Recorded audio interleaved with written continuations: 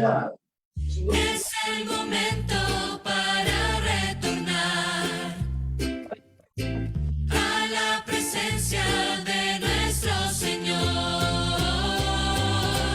Es un día para conversar con Dios, para escuchar su voz, para caminar al monte de Jesús, en donde está su cruz, sentir su espíritu, llenando mi alma,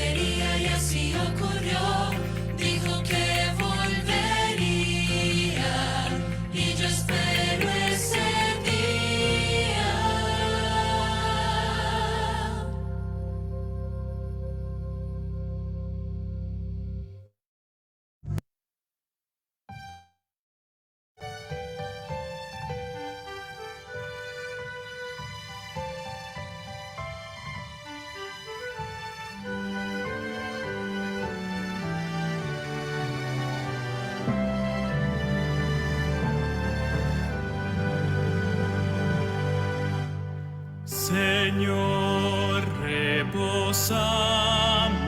en tu santo día, cumpliendo el mandato legado por ti.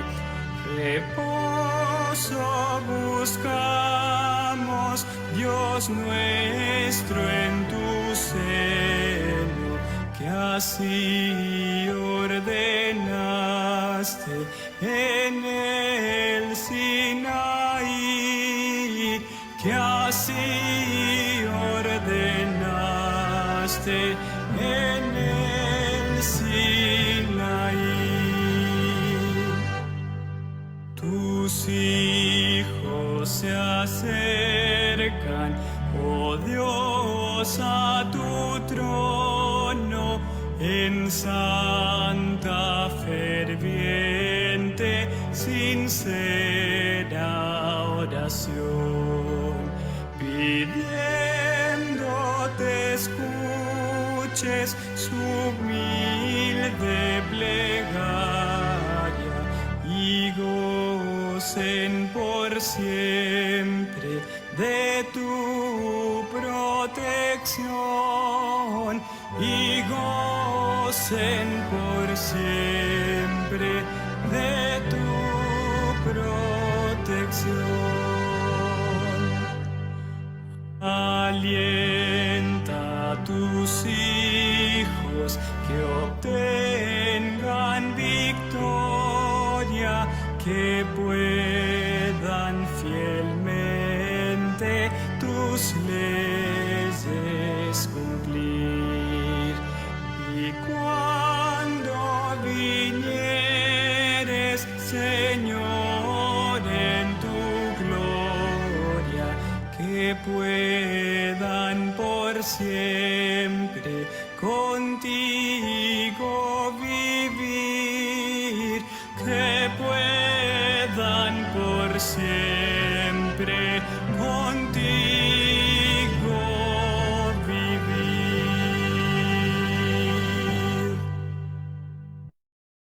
Amén, amén, querida familia, queridos hermanos. Un feliz sábado para cada uno de ustedes. Damos inicio a nuestro culto online de este viernes 8 de, bueno, ya sábado, ya oscureció, sábado 9 de septiembre, y damos muchas gracias a Dios. Yo parezco un niño de verdad hoy. Son de esos sábados que tú has esperado por tanto tiempo, y que Dios ya ha dado la oportunidad de que ese día llegue.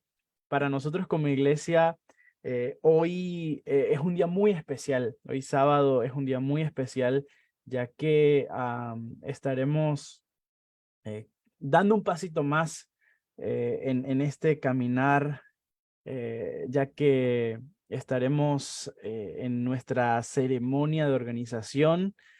Vamos a estar allí alabando y glorificando el nombre de Dios por todas las bendiciones que hemos recibido de parte de Dios a lo largo de estos 5 años y medio desde que comenzamos los trabajos de esto de abrir obra acá en la ciudad de Stratford, en Connecticut. Damos gracias a Dios realmente.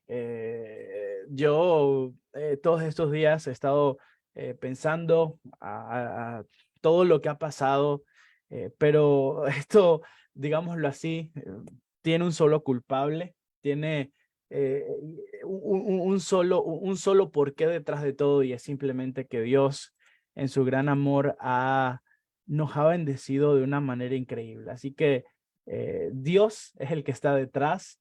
A Él y solamente a Él le damos gloria y honra por todo lo que hemos pasado y las bendiciones que hemos recibido durante estos 5 años y medio. Digo, Dios es el culpable. Espero que me entiendan, lo estoy diciendo en buena manera, porque no es la mano humana, no hemos sido nosotros. A pesar de que hemos trabajado fuertemente, a pesar de que hemos invertido muchísimo tiempo, fuerzas y nuestro empeño en expandir el reino de Dios acá en Stratford, de nada serviría todo nuestro trabajo y todo nuestro empeño si Dios no estuviera con nosotros y si Él no fuera el que dio el primer paso y el que siempre va adelante de nosotros. Así que bueno, eh, hoy es un día muy especial.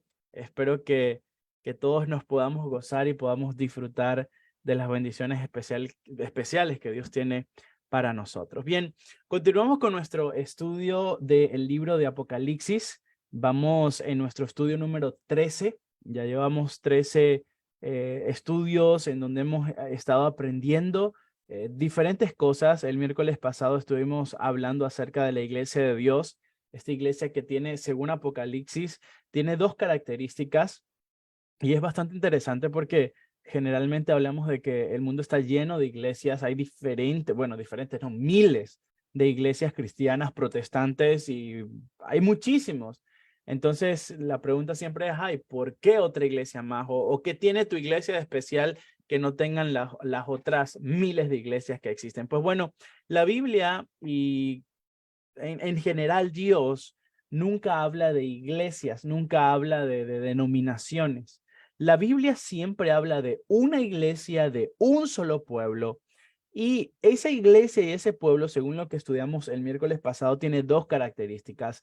Tienen, o guardan, mejor dicho, los mandamientos de Dios y tienen, que es la segunda característica, el testimonio de Jesucristo. Son las dos características. Y siempre que me toca dar un estudio bíblico que va relacionado a esto, siempre lo digo, mira, si tú estás asistiendo a una iglesia, chécate estas dos cosas. Si tu iglesia pasa ese filtro, estás en la iglesia correcta. Si tu iglesia guarda los mandamientos de Dios, todos, los 10, los que dice Dios, no los que se inventó el hombre, no lo que yo pienso que es correcto. Si tu iglesia, si tu pastor te dice, no, mira, ¿sabes qué? Eso del sábado ya no es necesario, eso era para los judíos, eso ya nada que ver con el sábado. Como diría acá el americano, un red flag, porque no, esa no es la iglesia correcta, no es la doctrina correcta, porque el pueblo de Dios, la iglesia de Dios, guarda los mandamientos de Dios. Todos, ¿bien? Y en segundo lugar, bueno, hay gente que dice, no, el sábado no, los demás sí, pero el sábado no porque fue abolido. Pero hay otro peor aún que tienen la osadía de decir, no, ya no hay ley, ya vivimos bajo la gracia, no bajo la ley, porque Cristo la clavó en la cruz y citan a Pablo porque Cristo allá clavó todas las ordenanzas que estaban en nuestra contra y esa era la ley, porque la ley no me salva. Y bueno, red flag, esa no es la iglesia correcta porque la iglesia verdadera guarda los mandamientos de Dios.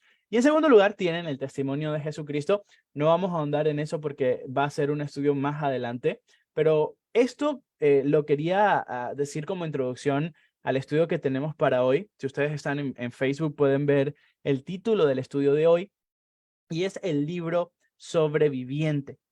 Saben que me pareció muy curiosa la historia de introducción que aparece para este estudio.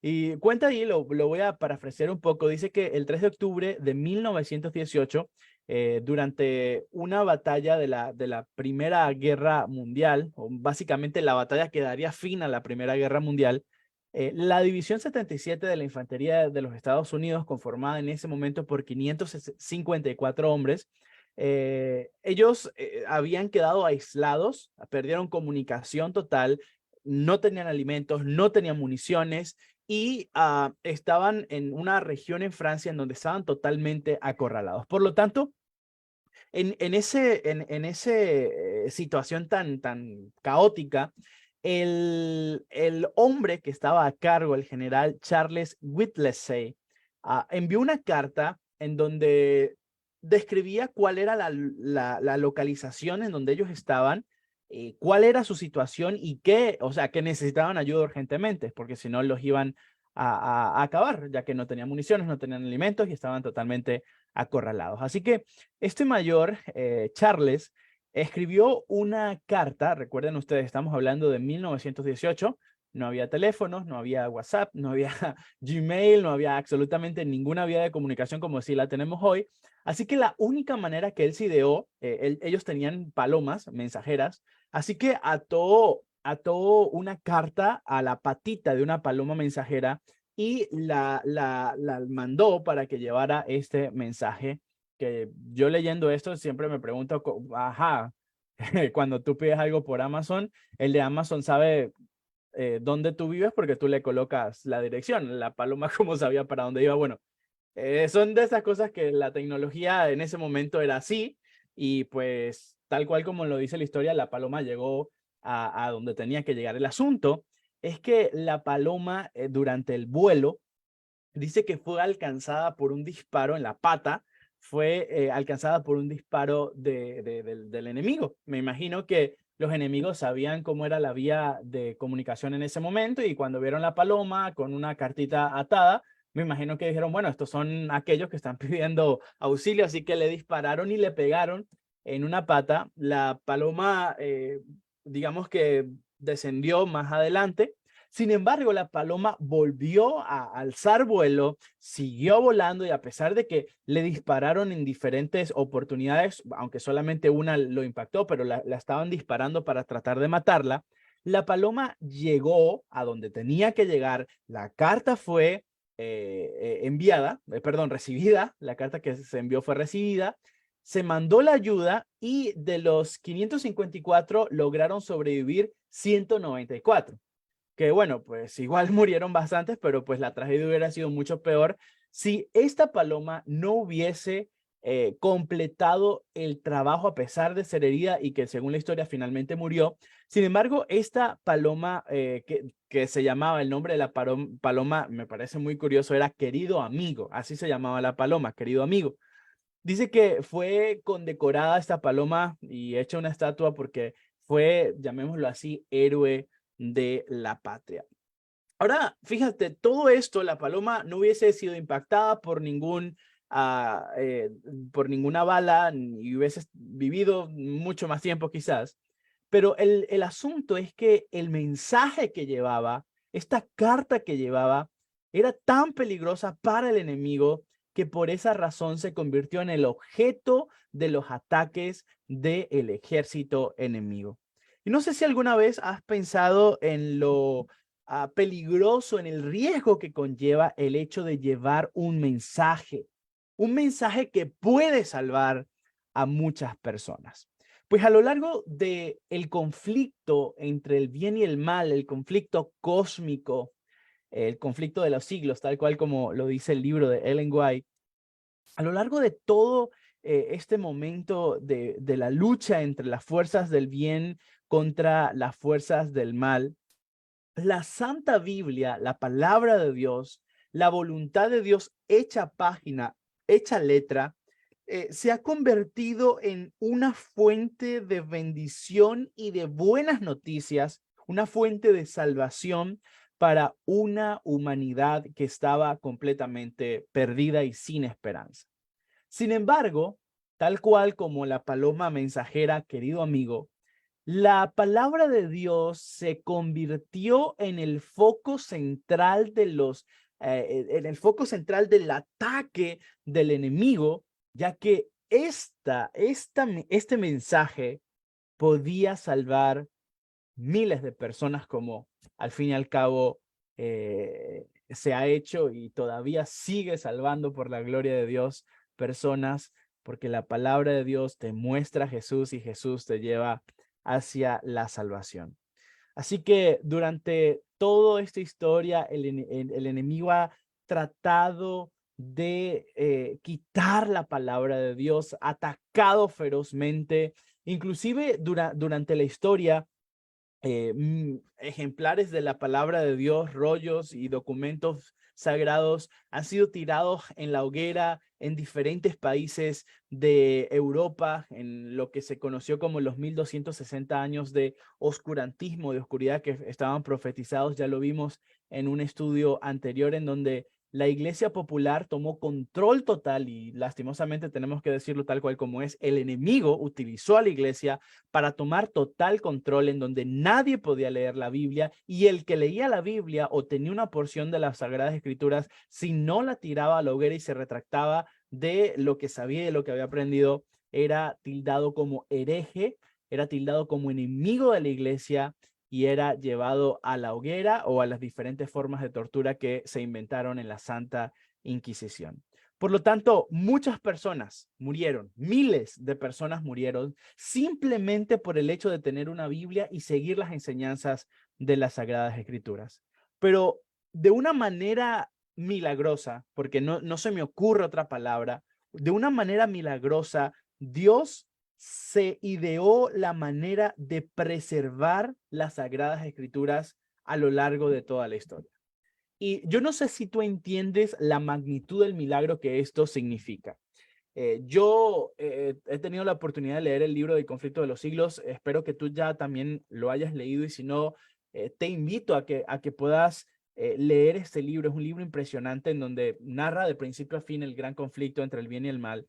Y allí tú puedes ver el odio feroz de Satanás por las Sagradas Escrituras y sobre todo en este tiempo que te mencioné hace un momento, que va desde el año 578 hacia adelante, 1260 años hacia adelante. Y en ese momento, Satanás literalmente perseguía ferozmente a personas que tenían la Biblia y que decidían seguir las enseñanzas que la Biblia tenía.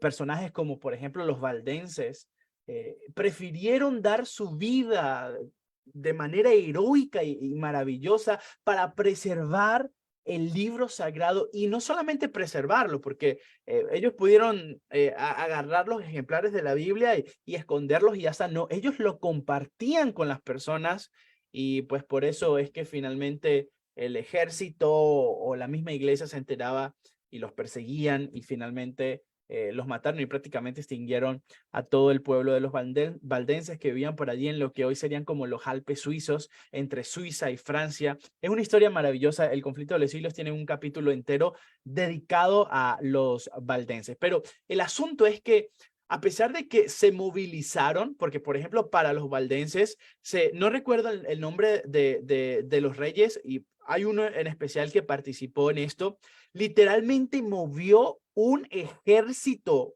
imperial, un ejército real, lo movió para atacar a un simple pueblito que la única arma que tenía, y digo única no menospreciándolo, la única arma que tenía era la palabra de Dios. Y por eso digo no menospreciándolo porque no hay arma más poderosa que esta. La palabra de Dios dice que la Biblia es como una espada de doble filo, es contundente, es poderosa. Imagínate, un ejército completo para aniquilar a un pueblo. Ese era el odio que tenía Satanás para con la Biblia. Y aún así, y esto es lo milagroso, aún así, Dios preservó su palabra. ¿Entiendes el milagro que hay detrás? O sea, bueno, esta es la Biblia de mi esposa, pero imagínate, bueno, esta Biblia tú la consigues fácil, de hecho, puedes conseguir Biblias hasta en menos de $5, te las regalan. Y yo creo que el hecho de que nos haya a nosotros llegado tan fácil a veces nos hace olvidar que personas dieron su vida para que yo hoy tuviera en mis manos esta Biblia. Y no lo estoy diciendo en sentido figurado, no. Estoy hablando de realidades históricas que son comprobables. Personas dieron su vida para que yo hoy tuviera la palabra de Dios. Es un milagro, literalmente, milagro que tengamos la Biblia. Vuelvo a repetir, ejércitos imperiales, reyes, con todo su ejército, con toda su maquinaria bélica, se movieron para destruir este libro y aún así, aquí lo tenemos. De hecho, el presidente Obama, cuando estaba como presidente, sacó la Biblia de las escuelas y bueno, a partir de ahí comenzaron los tiroteos en las escuelas y noticias trágicas que recibimos con respecto a eso. De la educación, y no solamente en el área de los niños, sino hablamos inclusive ya de áreas de universitarios y posgrados, en sus diferentes niveles, la educación ha omitido y borrado completamente la Biblia de todos. O sea, este libro está asociado bajo los criterios del mundo con personas retrógradas, personas que son incultas. Así eh, tiene lastimosamente las personas la Biblia. El enemigo sigue tratando de quitar la Biblia. Sin embargo, la Biblia, no solamente la Biblia, porque no estamos hablando como que si aquí hubiese una fuerza mágica, no, es la palabra de Dios. Al fin y al cabo, si tú la abres, es un libro con papeles y letras como cualquier otro libro, pero lo que lo hace especial a este libro es que Dios quiere hablarte por medio de este libro a tu vida. Y precisamente es eso lo que vamos a estar hablando o estamos hablando en esta noche. Dios preservó este libro milagrosamente a fin de que estas páginas nos trajeran hoy el mensaje de la salvación en Cristo Jesús. Quiero llevarte de una vez al libro de Apocalipsis, el libro que estamos estudiando. Y bueno, yo realmente espero que tú puedas tener tu Biblia allí contigo porque estamos estudiando la Biblia y pues necesitamos una Biblia, ¿verdad? Para estudiarla. Así que te invito al libro de Apocalipsis, el capítulo número 11. Y vamos a leer los versículos 3 y 4. Apocalipsis capítulo 11, los versículos 3 y 4. Si tú ves allí en tu Biblia, el subtítulo que tiene el capítulo 11 de Apocalipsis es los dos testigos. Y vamos a estar hablando un poco acerca de esto. Versículo 3, capítulo 11 de Apocalipsis. Y ordenaré a mis dos testigos que profeticen por 1260 días vestidos con ropas ásperas. Estos testigos son los dos olivos y los dos candelabros que están de pie delante del Dios de la tierra. Fíjense, hay muchísima información que estos dos versículos nos están dando. En primer lugar, nos está recordando un periodo que ya había sido profetizado, que son los 1260 años, en donde, en este caso, el papado tuvo un periodo que ya se cumplió, que comienza, como les dije, en el año 578 y termina cuando el gran Napoleón captura al Papa, lo mete preso y en ese momento el papado pierde la hegemonía y el poder que tenía, básicamente el poder absoluto que tenía en el mundo. Y es lo que se conoce y se profetiza en la Biblia, en Apocalipsis, como la herida mortal que recibe la bestia. Ocurre allí cuando Napoleón captura al Papa. Ahora, se vuelve a repetir acá que por ese mismo periodo de 1260 días, recordemos que ya vimos esto, los días equivalen a años en el lenguaje profético, por lo tanto, durante 1260 años, los dos testigos, luego vamos a ver de qué está hablando esto, ellos van a profetizar, ellos van a hablar durante este tiempo. Sin embargo, van a estar vestidos con ropas ásperas. No sé si en tu Biblia haya otra traducción de lo que leí, esta traducción de ropas ásperas. Si tienes otra traducción, por favor, coloca ahí en el chat, porque en mi versión dice ropas ásperas, pero lo que quiere decir esto, y es bastante revelador, para el pensamiento en aquel momento, las personas cuando estaban de luto se vestían con un ropaje especial. Recuerden ustedes, muchas veces en el Antiguo Testamento, cuando alguien moría o había pasado algo, una muy mala noticia, ellos se rasgaban sus vestiduras, se echaban ceniza sobre su cabeza en, llamémoslo así, en simbolismo, en una expresión exterior de lo que estaba pasando, de la agonía, tristeza que sentía esta persona en su interior. Las ropas ásperas representan tiempos difíciles, tiempos de muerte, tiempos de opresión, tiempos de malas noticias. Entonces, estos dos testigos van a estar profetizando, van a estar dando testimonio durante estos 1260 años en un periodo, ya que están vestidos de ropas ásperas, en un periodo mortal, llamémoslo así, macabro, de oscurantismo, en donde mientras el enemigo está levantando su reino de muerte, estos dos testigos no callarán, sino seguirán hablando. A la vez compara los dos testigos con dos olivos y a su vez con dos candelabros.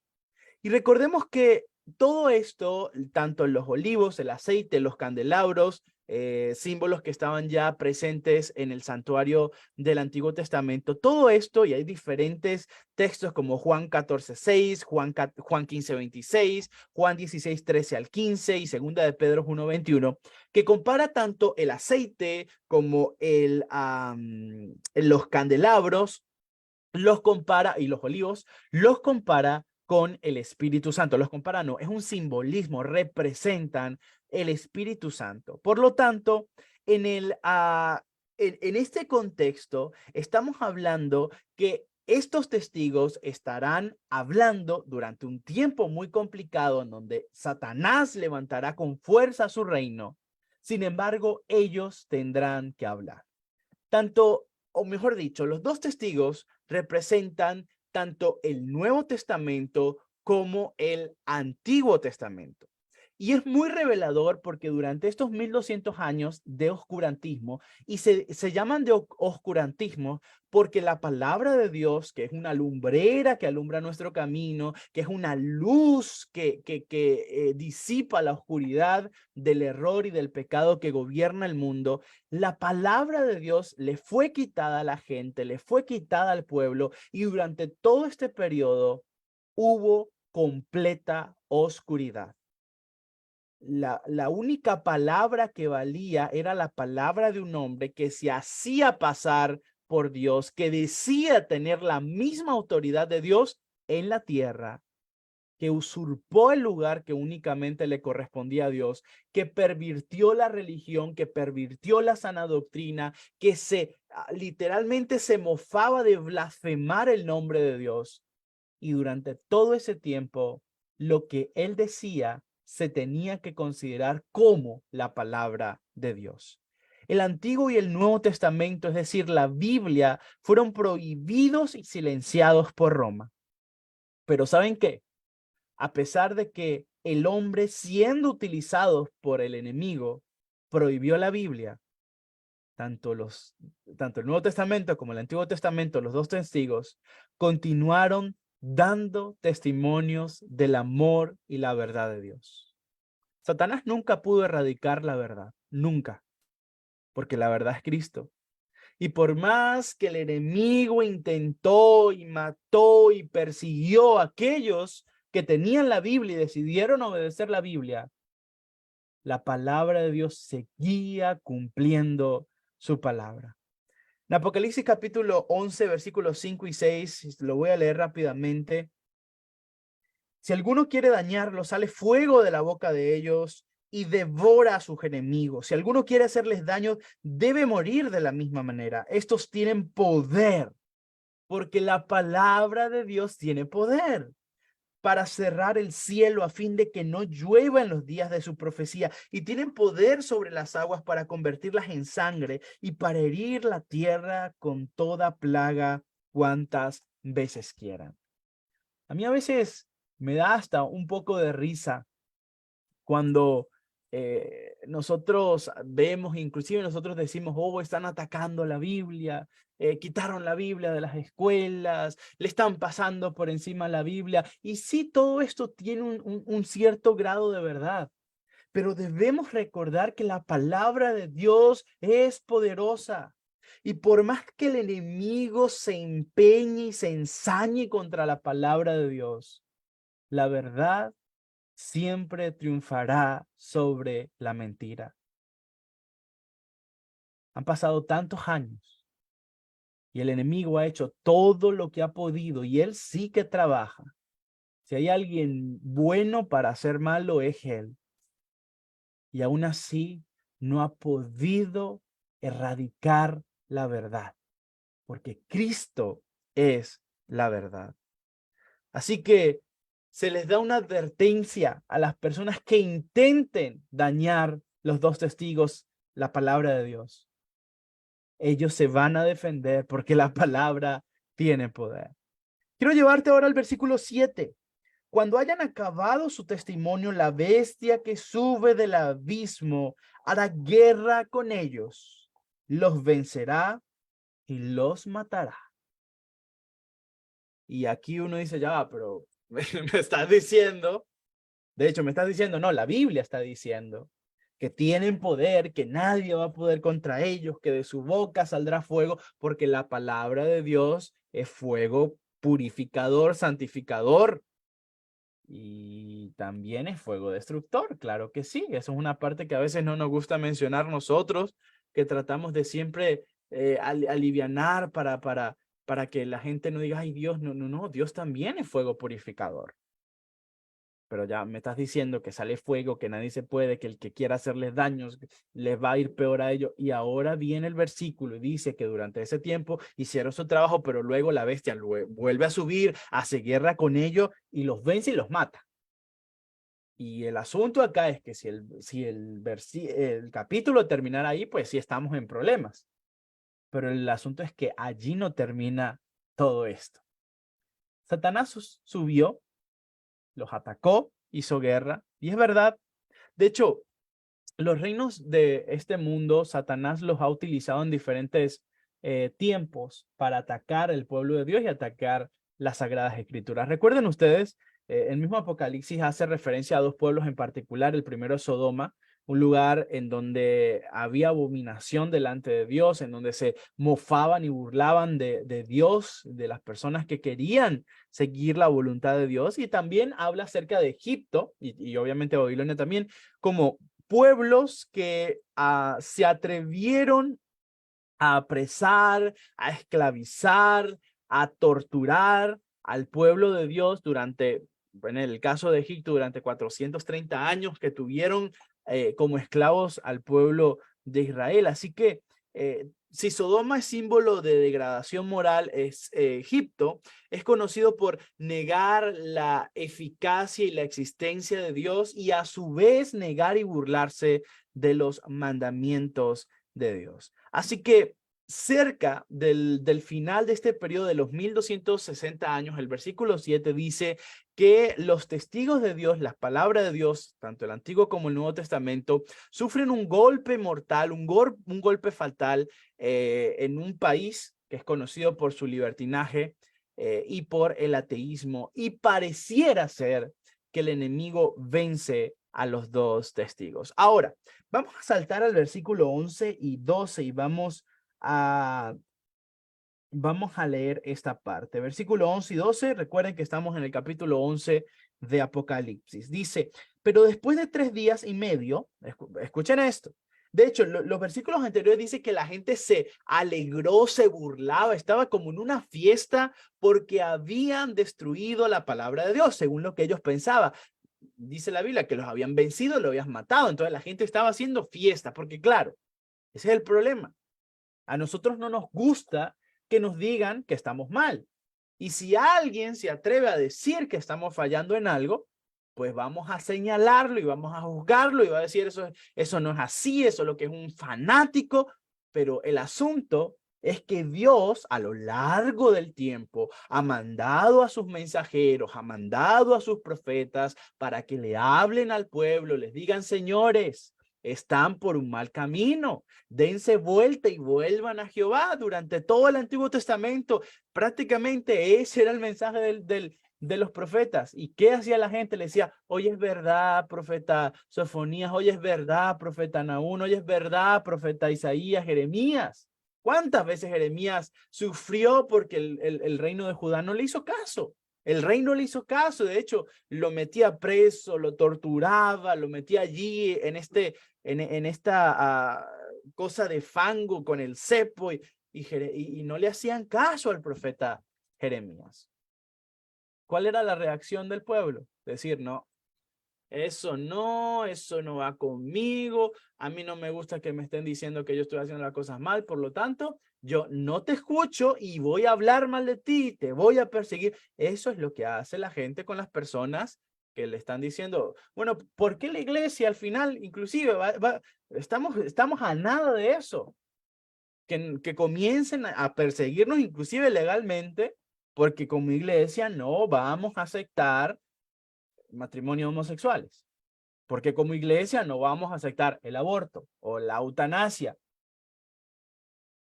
Estamos a nada de que comiencen procesos legales en contra de nosotros.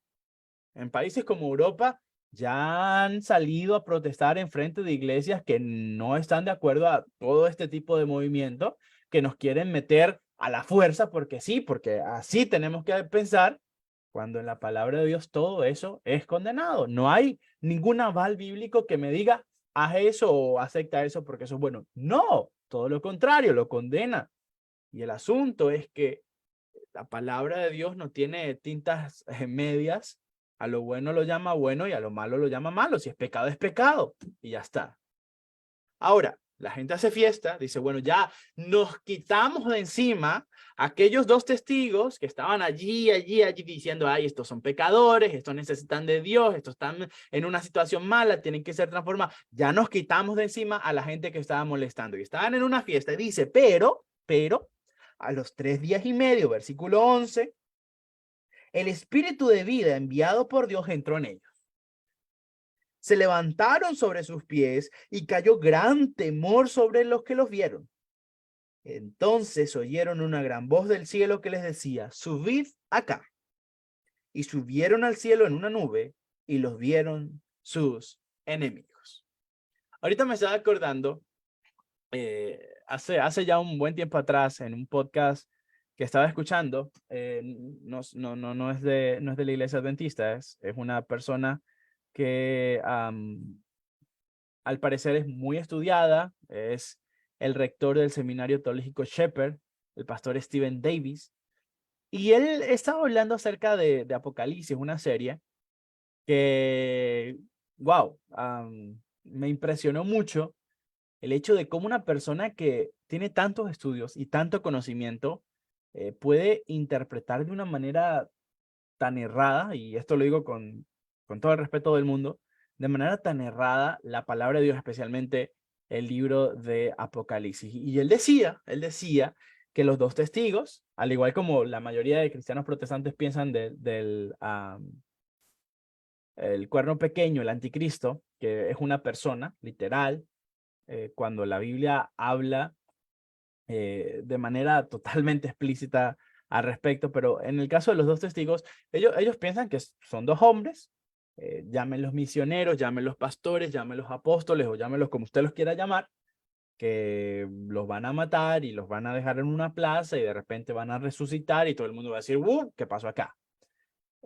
Como estamos viendo, y de hecho eso es lo lindo de la Biblia se interpreta a sí misma, o sea, no tienes necesidad de estarte inventando cosas o estar suponiendo o presuponiendo cosas.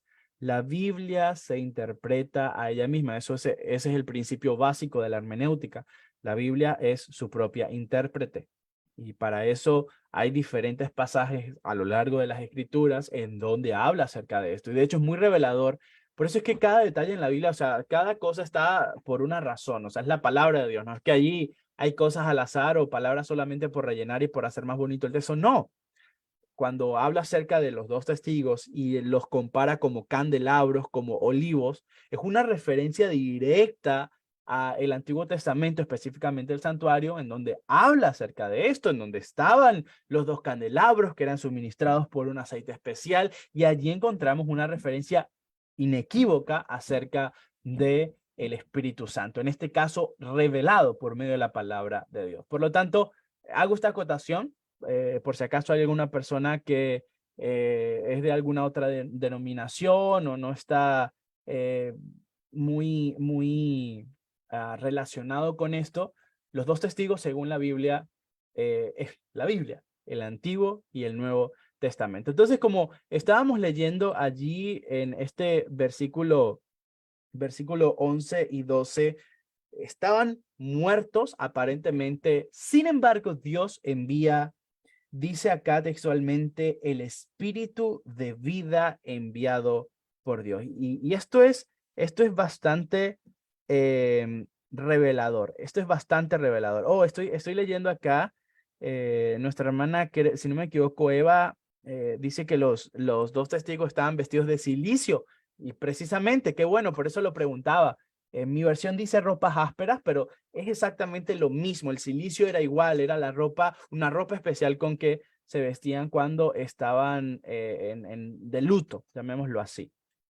También acá la hermana Antonia Rodríguez en Facebook dice, sí, los dos testigos son el Nuevo Testamento, el Antiguo y Nuevo Testamento, la Santa Biblia. Exactamente, no son personas, son una representación, un simbolismo, porque recuerden ustedes, el libro de Apocalipsis en su gran mayoría es un libro simbólico, es un libro poético, simbólico, por lo tanto, no podemos interpretarlo de forma literal, como lo hacen lastimosamente muchísimas denominaciones, porque vamos a interpretarlo mal, no vamos a entender realmente el significado de esto. También Lili Patri García dice feliz sábado para todos. Gracias por sus comentarios, gracias por estar allí pendientes y qué bueno que estemos juntos aprendiendo. Bien, seguimos. Dice que estaban como muertos y Dios envía el espíritu de vida. Y qué referencia tan bonita. De una vez se me viene a la mente Génesis capítulo 1 y capítulo 2, en donde narra este proceso de creación del hombre, en donde Padre, Hijo y Espíritu Santo, el Dios triuno, estaba allí en el proceso de creación del hombre, y dice que formó del polvo de la tierra al hombre y sopló en su nariz aliento de vida, y fue el hombre un ser viviente. El Espíritu de Dios, el soplo de Dios, es vida e infunde aliento. Y me encanta esa referencia. ¿Saben por qué, mis hermanos? He tenido la oportunidad de conocer muchas personas que estaban muertas, muertas, en las garras de Satanás, en vidas de vicios, de pecados, de decisiones que lo fueron llevando a hundirse más y más y más en el fango del pecado. Cuando se encontraron con Dios y cuando comieron de este libro maravilloso, tal cual como lo dice el versículo 11 de Apocalipsis 11, Dios mandó su espíritu e infundió vida en ellos. Ese es el poder de la palabra de Dios. Miren, ustedes pueden leer un libro de física cuántica, de química, de filosofía, de una literatura maravillosa, un libro de historia que te diga, ¡wow! Pero ningún libro tiene el poder de transformarte, de hacerte un mejor padre, un mejor hijo, un mejor esposo, un mejor ciudadano, un mejor empleado, un mejor jefe. Ningún libro tiene el poder de sacarte de los vicios, de regenerarte, de transformarte de adentro hacia afuera, de quitar un corazón lleno de pecado como una piedra duro y darte un corazón que esté atento y que esté presto en recibir y aceptar la palabra de Dios. Ese es el poder que tiene la Biblia. ¿Y por qué tiene? Vuelvo a repetir, si le sacas todo, bueno, es un libro con páginas, con letras, pero lo que lo hace poderoso es quién mandó todo lo que está acá. Porque este libro es la palabra de Dios. La Biblia siempre desenmascara a Satanás. Y es por eso que Satanás quiere silenciar y quiere quitar el testimonio bíblico.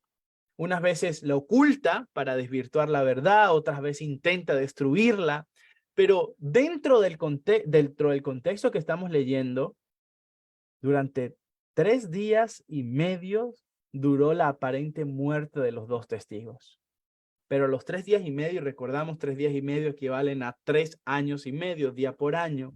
A los 3 años y medio, Dios manda su espíritu y estos dos testigos vuelven a la vida. Y saben, esta profecía se cumplió de manera precisa, tal cual como toda la profecía de Dios se ha cumplido en su tiempo preciso, porque Dios es un Dios que no miente. Dios es un Dios que promete y cumple, que sus profecías se han cumplido a lo largo de la historia con una exactitud impresionante, y eso revela el poder de Dios y su poder sobre la historia y sobre los tiempos. La profecía se cumplió en Francia, en esta Francia que lastimosamente se convertía en el centro ideológico del mundo para esa época. Y digo lastimosamente porque la Francia o la conocida Revolución Francesa le hizo muchísimo daño a la palabra de Dios, al cristianismo.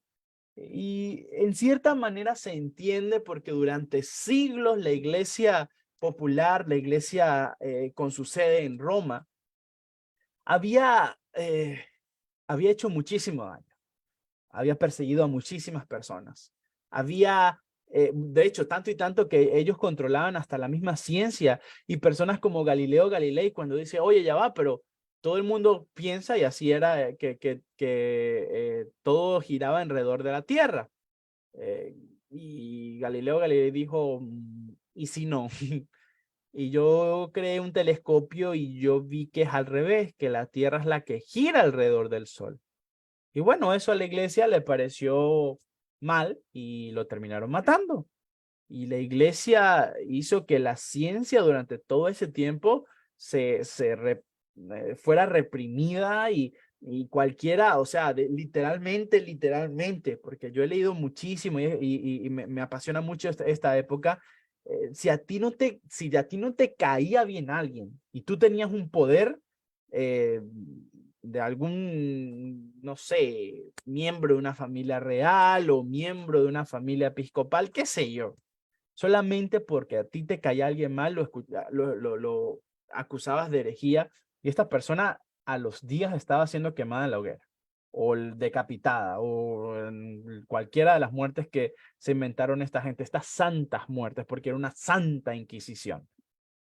Entonces, claro, como hizo tanto daño en la iglesia popular, pues llegó la Revolución Francesa y dijo, bueno, aquí nada de Dios, aquí nada de nada, y vamos inclusive a erradicar la Biblia y vamos a destruir todo esto porque ahora viene el progreso, no solamente para Francia, sino para toda Europa.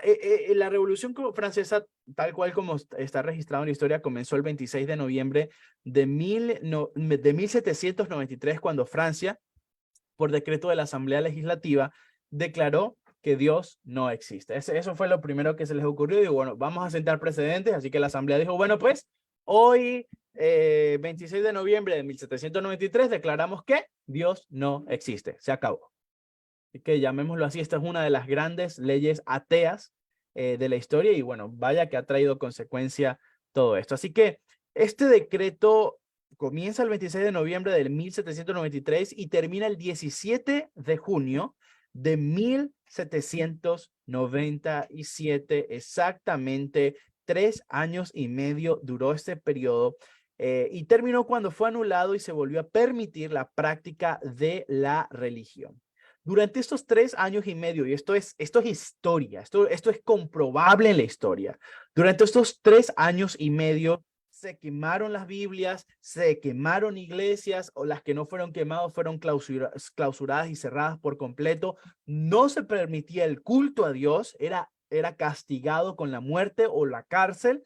Se perseguía a los líderes de la iglesia, tuvieron que salir del territorio francés. Una de las cosas es que, bueno, la Biblia habla de una semana de 7 días y los de la Revolución Francesa dijo, pues no, ahora no va a ser 7 días, ahora van a ser 10 días. La semana va a ser de 10 días. Y pues obviamente con esto erradicaban y cancelaban, llamémoslo así, el día de reposo, el 7º día. Por lo tanto, fue un ataque bastante fuerte contra Dios y sobre todo contra la ley de Dios y la palabra de Dios, las santas escrituras. Inclusive levantaron una diosa de la razón. Recuerden ustedes que lo que habla de Revolución Francesa era, ellos querían sobresalir en las ciencias, en todo esto, querían industrializar no solamente Francia, sino el mundo, querían surgir y salir tal cual, se me viene a la mente tal cual como lo querían hacer allá siglos atrás en la Torre de Babel, que se rebelaron contra Dios. Y ese es el asunto. el hombre por su propia cuenta no va a tomar decisiones correctas y siempre que apartamos a Dios del centro, las cosas van a terminar mal. Así que durante este periodo de 3 años y medio, exactamente como la profecía lo había predicho, la Biblia, los dos testigos, el Antiguo y Nuevo Testamento, fueron muertos y aparentemente vencidos. Sin embargo, 3 años y medio después, vuelve la Biblia, vuelven las iglesias, porque estos testigos fueron levantados con el poder vivificador de la palabra de Dios. Quiero llevarte a Apocalipsis capítulo 14, versículo 6. Apocalipsis 14, versículo 6. En medio del cielo vi volar otro ángel que tenía el evangelio eterno para predicarlo a los habitantes de la tierra. Y estas palabras las dijo Jesús también a toda nación, tribu, lengua y pueblo. Qué interesante. Fíjense, Satanás quiso quitar la Biblia. Satanás quiso erradicar la religión, sacarla, porque, vuelvo a repetir, la Biblia desenmascara el plan de Satanás y a su vez presenta, el plan de muerte de Satanás y a su vez presenta el plan de vida de Dios. Por eso a Satanás no le conviene que tú leas la Biblia y por eso es que nunca tenemos tiempo y claro, nunca vamos a tener tiempo si no sacamos un tiempo. No tenemos ganas, es que TikTok, es que Instagram, es que Twitter, si lo usan, Facebook, si lo usan, es que es más divertido ahí los videitos bailando la gente. Es que yo mejor tal, no tengo tiempo, estoy muy cansado. Porque Satanás, obviamente, te va a colocar 1,000 cosas. Es como que, imagínate que yo un día me levante con ganas de ir al gimnasio. No quiero ir al gimnasio. Y si yo quiero tener un cuerpo sano, y no solamente un cuerpo, sino una mente sana, tengo que hacer ejercicio. ¿Y cómo hago ejercicio? No porque yo quiera, sino porque me tengo que yo decir, Albert, hoy sí, tengo que salir. Y yo mismo me esfuerzo, y voy a hacer ejercicio. Lo mismo pasa con la Biblia. Si no nos colocamos fuertes y decimos, hoy voy a leer la palabra de Dios y quiero que Dios me hable a través de la Biblia, nunca vamos a encontrar el tiempo para estudiar la palabra de Dios. Así que familia, Satanás la quería erradicar. ¿Y qué pasa? Este evangelio, yo voy a utilizar esta frase, está siendo predicado ya. Porque según el versículo 6 dice que será que para predicarlo. Bueno, ya eso se está cumpliendo. Está siendo predicado a los habitantes de la tierra, a toda nación, tribu, lengua y pueblo. Señor, a Satanás le salió el plan chueco. Satanás quería quitar la Biblia y Dios levantó los dos testigos nuevamente, 3 años y medio después. 1797, recuerden esa fecha. Y estos testigos, decía allí el capítulo 11, fueron levantados y todo el mundo vio. ¿Por qué? Porque el evangelio iba a ser predicado y está siendo predicado en todo el mundo. La resurrección de los dos testigos representa la resurrección del testimonio bíblico. Luego de que finalizara este reinado de terror, se organizaron las primeras sociedades bíblicas, luego del 1797. La Biblia ha alcanzado a todo el planeta como el libro más impreso de la humanidad. El Apocalipsis habla del evangelio eterno, que es la revelación según figura en la Biblia. El libro sagrado nos da una advertencia que Dios está alertando a los fieles sobre la importancia de preservar, escucha esto, por favor, de preservar toda la revelación de Dios. Como pueblo de Dios estamos llamados a predicar toda la revelación de Dios, a preservar toda la revelación de Dios. Oh, no, no, no, pero es que a mí no me gusta el Dios del Antiguo Testamento, me da miedo, ese anda tirando rayos y truenos, siempre anda como de mal humor, uno nunca sabe con qué le va a salir, a veces está bien, a veces está mal, entonces por lo tanto yo mejor me quedo con el Dios lindo, maravilloso, ese que estaba dormidito en una barca y los discípulos lo levantan, le dicen tranquilos muchachos, levanta las manos y calma el mar y todo el mundo termina bien. A mí me gusta ese, no el del Antiguo Testamento. Señores, de hecho, me tocó con mi esposa dar un estudio bíblico a una persona que dijo, que nos decía eso. Ay, no, no, no. Cada vez que yo le quería hablar y sacaban textos del Antiguo Testamento, no, no, no, del Antiguo Testamento no. Ese Dios a mí no me gusta, a mí me gusta el del Nuevo, decía. Eso no puede ser. El apóstol Pablo dice, toda la escritura es inspirada por Dios y de hecho es bien interesante que para ese momento la escritura era solamente lo que para nosotros hoy es el Antiguo Testamento. ¿Por qué? Porque el Nuevo Testamento no existía. De hecho, muchas de los evangelios y epístolas no habían sido escritos. Por lo tanto, cuando habla de toda la escritura es inspirada por Dios, habla del Antiguo Testamento. Y eso es lo que es útil para enseñar, para redarguir, para instruir en justicia. Esto es la palabra de Dios. Nosotros no podemos decir esto lo tomo, esto lo dejo, como si fuera un supermercado de que, ay, a mí Génesis me gusta porque son historias. Ay, no, pero lo que es Levítico, eso no me gusta. Josué sí me gusta por historia. Jueces también historia, aunque tienen unas bien raras también ahí. Salmos me gusta, bonito, Proverbios sí, Eclesiastés también, pero ay no, no, de Isaías para adelante no, por eso yo no lo entiendo, y Malaquías, nada, un Ageo, un libro que se llama Ageo, eso no me suena como a una rama y toda fea, así que no.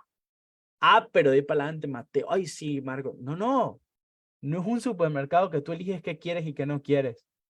Hemos sido llamados para aceptar, para amar, para preservar y para predicar toda la Biblia, absolutamente toda la Biblia, porque el mismo Dios que está en el Antiguo Testamento es el mismo Dios que está en el Nuevo Testamento, es el mismo Dios que está hoy, porque Dios no cambia, porque Él no es fluctuante como nosotros, Dios es y será para siempre el Dios eterno, el Dios de amor, el Dios de bondad, el Dios de justicia, el Dios de juicio, el Dios de santidad. Ahora familia, vamos a ir llegando a donde teníamos que llegar. Vamos a Apocalipsis, capítulo 14, versículo 7. ¿Cuál es el mensaje de este primer ángel? Porque ahí el subtítulo habla acerca de los tres mensajes de los tres ángeles, o el mensaje, mejor dicho, perdón, el mensaje de los tres ángeles. Versículo 7, decía a gran voz, este es el primer ángel, temed a Dios y dadle gloria, porque la hora de su juicio ha llegado. Adorad a aquel que hizo el cielo y la tierra, el mar y las fuentes de las aguas. A mí me encanta esto, me encanta esto. Y para muchos teólogos, el mensaje del primer ángel es la respuesta bíblica a la teoría de la evolución. Aquí dice, adorad o temed a Dios y darle gloria, porque la hora de su juicio ha llegado. Adorad a aquel que hizo. Se habla acá de un título que solamente le corresponde a Dios, que es el título de creador. Dios es creador y Él hizo, dice allí, el cielo, la tierra, el mar y las fuentes de las aguas. Dios es un Dios creador. Y de hecho es muy revelador porque de los 10 mandamientos, el único mandamiento que enfatiza ese título especial de Dios es el cuarto mandamiento. Porque en 6 días hizo Jehová, y comienza a narrar todo lo que hizo Dios. Es un guiño a lo que está allí en los 2 primeros capítulos del libro de Génesis. Es por eso que el cuarto mandamiento, el mandamiento del descanso, el sábado santo, habla acerca y trata sobre la santificación del sábado y afirma que Dios se merece la honra, se merece la gloria porque Él es el creador. Así que el mensaje del primer ángel es la invitación a la adoración que hace el ángel del Señor y tiene como telón de fondo el cuarto mandamiento, o como muchos le llaman, el mandamiento olvidado. Dios como creador, el sábado como el monumento de la creación de Dios. Versículo 8, mensaje del segundo ángel. El otro ángel lo siguió diciendo, ha caído Babilonia, la gran ciudad, porque ha hecho beber todas las naciones del vino del furor de su fornicación. El mensaje del segundo ángel revela la apostasía de esta ciudad de Babilonia. Y bueno, recuerden ustedes, para ese momento ya Babilonia no existía, había sido destruida siglos atrás. Sin embargo, y esto es muy importante, sin embargo, bueno, lo dije hace un momento, Babilonia es una representación, es un simbolismo de los poderes idólatras que se han levantado, y sobre todo en el último tiempo, el poder idólatra pagano que se ha levantado para hacerle frente o hacerle guerra al pueblo de Dios y la verdad que está presente en la Biblia.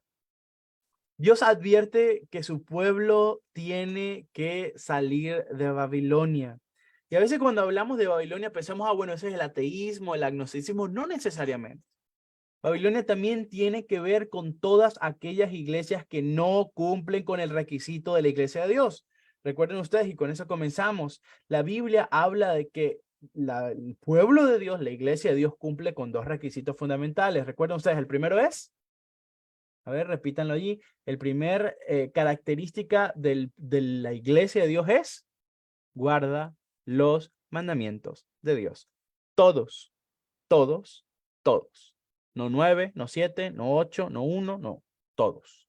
Guarda los mandamientos de Dios. ¿Y el segundo? ¿La segunda característica? Muy bien, tiene el testimonio de Jesucristo. Yo lo vuelvo a repetir y soy muy enfático con esto. Si tu iglesia, a donde tú asistes, no cumple con estas dos características, yo te invito, de verdad, te invito. Ni siquiera estoy diciendo, vente a la mía. No, yo te invito. Habla con tu líder, habla con tu pastor y dile, ¿por qué no guardamos la ley de Dios?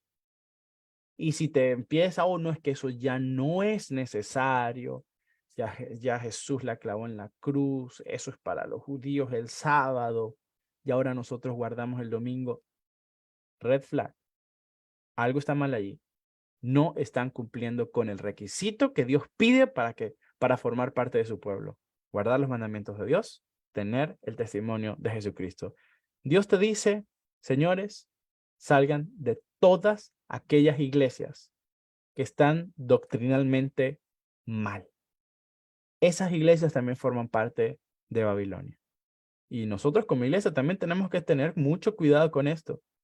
Por eso debemos estar estudiando y estar aprendiendo todo el tiempo, centrándonos, anclándonos y cimentándonos en la palabra de Dios para que no venga nadie a predicar algo que no es de la Biblia. Nosotros, amén, amén, qué lindo, qué bonito, como ese hermano predica, como ese pastor predica. A la ley y al testimonio, lo dice la palabra de Dios. La Babilonia del tiempo del fin despertará oposición mundial ante Dios. La Babilonia del Antiguo Testamento representaba una fuerza opresora sobre el pueblo de Dios y también confusión, que básicamente eso significaba su nombre, o Babel, que significa confusión. Así que Dios dice, ha caído, ese es el mensaje del ángel, ha caído la gran Babilonia. Ahora vamos al versículo 9 al 11, vamos a leer de corrido estos tres versículos. Y el tercer ángel lo siguió diciendo, si alguno adora a la bestia de su imagen y recibe la marca en su frente o en su mano, él también beberá el vino de la ira de Dios, que ha sido vaciado puro en el cáliz de su ira, y será atormentado con fuego y azufre delante de los santos ángeles y del Cordero. El humo de su tormento sube por los siglos de los siglos, no tienen reposo de día ni de noche los que adoran a la bestia de su imagen, ni nadie que recibe la marca de su nombre. Saben, mis hermanos, este mensaje especial, yo, de hecho, están viendo, no estamos haciendo un análisis exhaustivo de cada mensaje del ángel. Sin embargo, me llama mucho la atención y quiero destacar esto porque este mensaje habla acerca de lo individual. Y es muy revelador porque la salvación es individual, ¿no? Nadie se va a salvar colectivamente, ni por grupo, ni por iglesia. La salvación, al fin y al cabo, son decisiones individuales que cada uno vamos tomando. Básicamente es aceptas o lo dejas, lo aceptas o lo dejas. Jesús hizo todo por ti. Tú lo puedes aceptar o lo puedes rechazar. Estás en la completa libertad porque Dios no te está obligando. La salvación y la santificación son decisiones individuales que cada uno vamos tomando. Así que si los seres humanos no abandonan los errores que Babilonia ha sembrado en sus mentes y corazones, si no abandonan estos errores doctrinales, errores morales inclusive, porque ya lo estamos viendo, inevitablemente todas las personas que no salgan de Babilonia recibirán las consecuencias y la destrucción que Babilonia va a recibir. Y vuelvo a repetir, cuando hablo de Babilonia, no lo estoy hablando literalmente, estoy hablándolo de manera simbólica. Babilonia representa todo aquello que se opone a Dios, todo aquel movimiento o poder o nación idólatra, pagana, que se rebela en contra de Dios. Así que, querida familia, quiero llevarte al último texto, Apocalipsis capítulo 14. Seguimos allí, pero ahora del versículo 14 al 16. La pregunta es, ¿qué sucederá después de la predicación de estos tres ángeles que acabamos de leer? Dice la palabra de Dios, y miré y vi una nube blanca, y sentado sobre la nube uno semejante al Hijo del Hombre, que llevaba en la cabeza una corona de oro y en la mano una hoz aguda. Y el otro ángel salió del templo gritando a gran voz al que estaba sentado sobre la nube, mete tu hoz y ciega, porque la hora de cegar ha llegado, pues la mies de la tierra está madura. El que estaba sentado sobre la nube metió su hoz en la tierra, y la tierra fue cegada. La predicación de los tres ángeles es la última advertencia de amor que Dios le da por amor a este mundo. Es el último movimiento evangélico mundial que Dios derramará sobre este mundo. Y este mensaje genera dos reacciones. Y esto no es nuevo. Pasó con Juan el Bautista, pasó con el mismo Jesús, pasó con los profetas del Antiguo Testamento. La primera reacción es que las personas lo acepten, lo reciban, lo guarden en su corazón y reciban el sello de Dios. La otra reacción es que las personas rechacen, renieguen este llamado y en su lugar recibirán la marca de la bestia. Esta va a ser la última decisión que cada persona va a tomar. ¿El sello de Dios o la marca de la bestia? Después de esto, ya no habrá lugar para arrepentimientos. Se habrá acabado todas las oportunidades. Se acabará la intercesión celestial, o mejor dicho, la intercesión en el santuario celestial. Esto habrá concluido. Y al concluir la intercesión en el santuario celestial, porque Hebreos dice que tenemos un sacerdote que está ministrando en el lugar santísimo del santuario celestial, cuando se acabe la intercesión, según la Biblia, serán derramadas las 7 plagas que caerán sobre los impíos, y después de esto vendrá Cristo en las nubes de los cielos para realizar, como dice acá estos últimos versículos, la siega. Decía, bueno, mete tu hoz y ya, saca el fruto. La cosecha, recibe la cosecha. Bueno, vendrá Dios, vendrá Jesús para agarrar su cosecha, para buscar a sus hijos y destruir a aquellos que persiguieron a su pueblo. Espero que, y de hecho acá dice mi compromiso, dice, entiendo que los dos testigos representan el Antiguo Testamento y el Nuevo Testamento, que deben ser respetados y seguidos en nuestros días como única regla de fe y práctica cristiana. Me comprometo a participar activamente en la predicación de los tres ángeles, proclamando el evangelio eterno y colaborando en preparar a un pueblo para encontrarse con Dios. Espero que esa sea tu respuesta a este maravilloso tema que hemos hecho. Abraza la palabra de Dios, hazla tu alimento, tu primera cosa y tu última cosa en el día.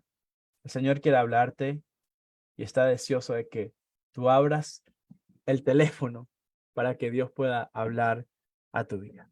Bien, familia, llegamos al final de nuestro estudio.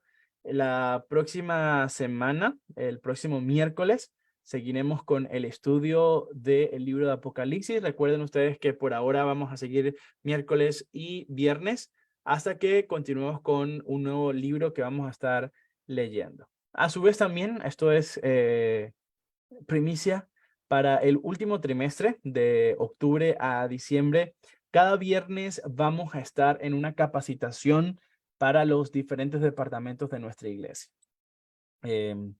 Necesitamos capacitarnos, necesitamos aprender para dar lo mejor de nosotros al servicio de Dios. Y ya que estamos, o mejor dicho, que mañana comenzamos este periodo de nombramientos en nuestra iglesia Renacer de Stratford, vamos a capacitar a nuestra iglesia para que si este año fue positivo, el próximo año sea aún más positivo. Así que, de hecho, les invito en sus oraciones para que puedan orar, ya que mañana iniciamos este proceso que es laborioso, que es trabajoso, pero que es necesario para escoger el liderazgo de nuestra iglesia para el año 2024.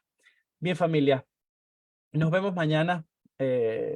Como dije al principio, yo estoy muy contento, estoy muy feliz porque ahora más que nunca puedo ver la mano de Dios y las bendiciones de Dios, no solamente para conmigo, sino para cada uno de nosotros y en general para con nuestra iglesia.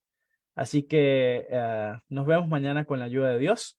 Para los que no son de Stratford, nos volveremos a ver el próximo miércoles en un nuevo estudio más. Vamos a orar y con eso terminamos.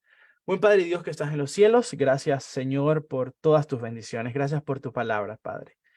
A pesar de que el enemigo ha tratado durante años opacarla, callarla, destruirla, tu palabra sigue haciendo un trabajo vivificador en este mundo.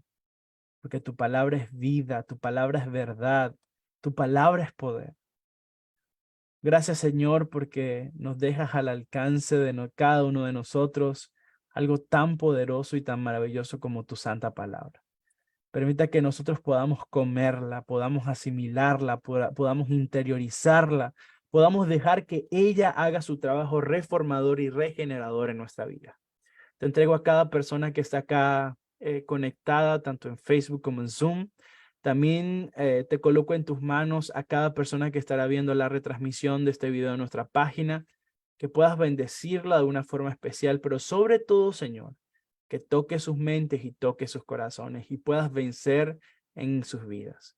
Te amamos, Padre eterno. Gracias por todo. Te lo suplico, Señor, en el nombre de Cristo Jesús. Amén. Que el Señor te bendiga, que el Señor te guarde y que puedas disfrutar de un sábado maravilloso en compañía de nuestro Padre Celestial. Feliz noche.